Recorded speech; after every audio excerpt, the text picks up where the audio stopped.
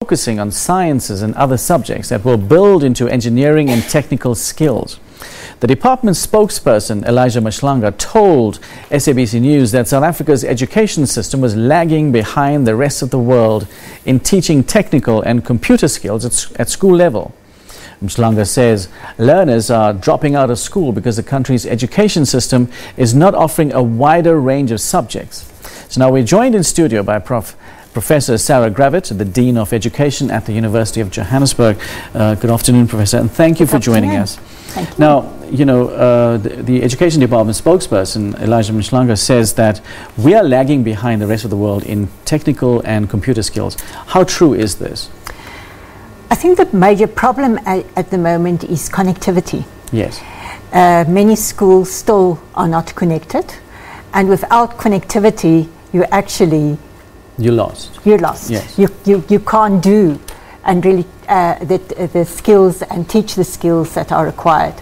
I know many universities, teacher education institutions, are ensuring now that new teachers would have the capacity to teach these skills. And also the Department of Basic Education has introduced a program also to ensure that these skills will be taught in schools. Okay, but then it's a question of rolling out resources to all of those schools, and we do know that some schools there's an imbalance in resource allocation to some schools.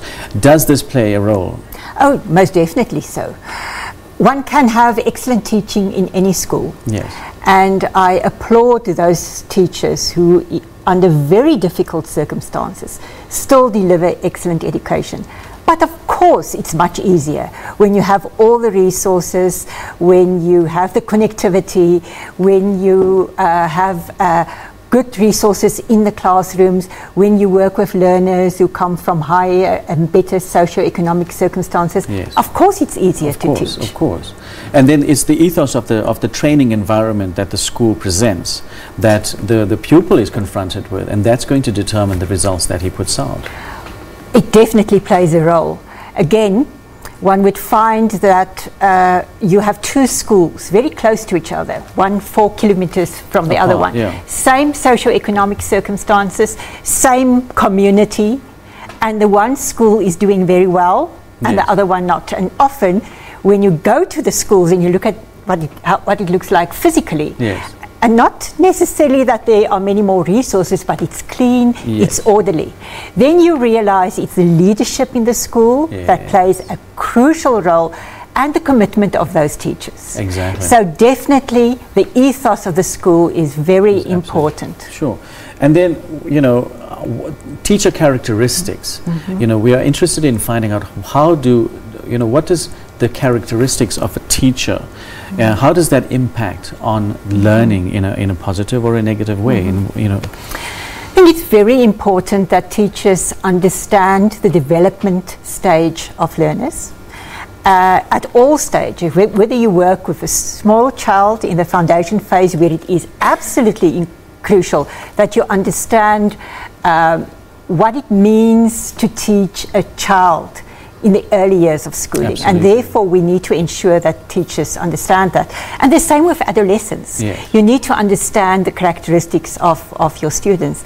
Secondly, I truly believe the love of your subject also. If you love what you teach, it will become infectious. And then of course you also need good subject knowledge. And then thirdly, sound pedagogy. Sound pedagogy in order to assist learners to really reach a deep understanding of what they are learning. What is currently in some cases problematic is the curriculum is very full. And therefore sometimes teachers express frustration that they really can't get to the deep learning level because of the fact that they need to cover and they also teachers are also burdened with a large amounts of admin. You know, you see them carrying copious files into classrooms because they've got to file every lesson, etc., according to according to a particular format, and that in itself, I'm sure, has some impact on the time that they have to actually engage in the process of transferring knowledge. It's interesting when we talk to our graduates and we try to follow up with them after a few years, yes. you know, how well did we prepare them for the teaching profession? You know, what are they struggling with? This is one of the aspects that they all mentioned. They were totally underprepared for the administration yes. that they have to do. And of course we can't really prepare them well for that, yes. but it is a huge frustration. Yes. And secondly, they do struggle with the large groups of children that they must deal with. The discipline in classrooms seems to be a problem. Absolutely. So let's, yes, you mentioned discipline in classrooms, etc. Those are some of the factors that impact on the performance of the school itself. What are other factors that you know of? The socio-economic circumstances of the learners, of course, will impact. If you come from difficult circumstances, it impacts your learning. And then even more is required of teachers. And often it correlates with the rural situation. Also, where learners have to travel very far to get to school. So that also is definitely a huge factor that one should take into consideration. Also, when you look at the matric results. Yes. And again, you know, I think we were talking earlier with another guest about this moment of releasing the matric results is actually such a pivotal moment in our development as young people. It's a make or break moment. You know, it'll make your career or break your career, or it'll motivate you or demotivate you. So you know, let's look at the current curriculum. Does it meet the expectations of focusing a career or of a career focus that students currently need? So when they go into tertiary institutions, they have some idea of exactly what they're in for. That's a difficult one.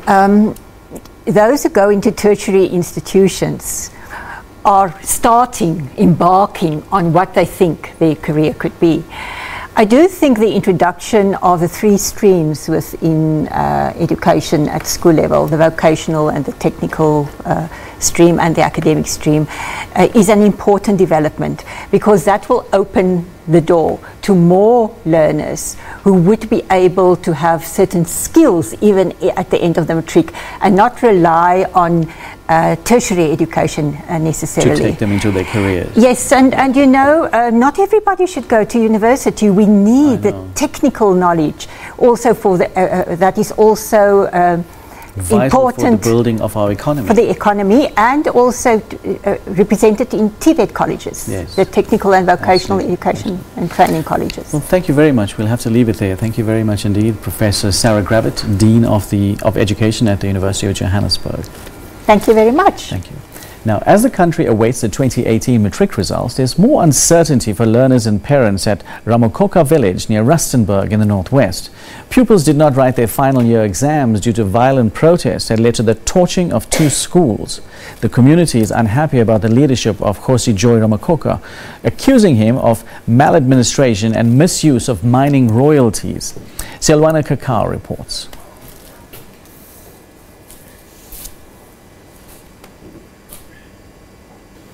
Schools destroyed, education compromised. Ramokoka Start learners last attended classes in July last year. They were barred by protesting community members. A study camp was later arranged for grade 12 learners to prepare for exams. For personal reasons, Palisa Ramokoka did not attend. The 18-year-old taekwondo fighter has won several medals in international competitions. For now, her future dreams shattered. I was hoping to go to the Inter College to study my sports science and sports management and do policing also. And I told my parents that I want to do well in my matric, pass with good marks. Worried about their children's future, parents are pleading for government intervention.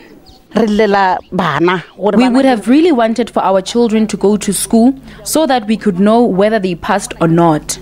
Our children did not write. My kids did not write because of what was happening in our village. We are pleading with government to hear our concerns. Protest leaders say they are not to blame. We are not going to take a responsibility for the kids. And the arrangements are on the 7th. We will meet with the Department of Education, that's all. The provincial government confirmed a meeting with the community next week. Silwane Khachau, SABC News, Ramokokastad. With just a week before the 2019 academic year begins, parents and learners from Esidwadweni Primary outside Mthatha in the Eastern Cape are anxious about what lies ahead. The school is one of 26 schools that were badly damaged during a tornado nearly 2 months back. Despite a damage assessment by the Department of Education, not much has been done, as Andang Ngonji reports. Teaching and learning compromised. The roof was ripped off, leaving some classrooms exposed to the elements. Windows were damaged, affecting some study material. Parents are concerned. I am worried because schools are about to open. So what will happen when it rains? Because their classes have been damaged. An entire block of the school is affected. Parents are hoping for a quick response from the department. The education must help us, because if we can leave this school like this, there are a lot of problems. They are happening. The education department says there are plans to ensure all affected schools are catered for. What we have opted to do as the department is to ensure that the dining halls and community halls locally are utilized to ensure that our learners on the first day of schooling are at school being taught. The department says all schools will be repaired before the end of the first quarter. Andang Ngonji, SABC News, Tsolo, Eastern Cape.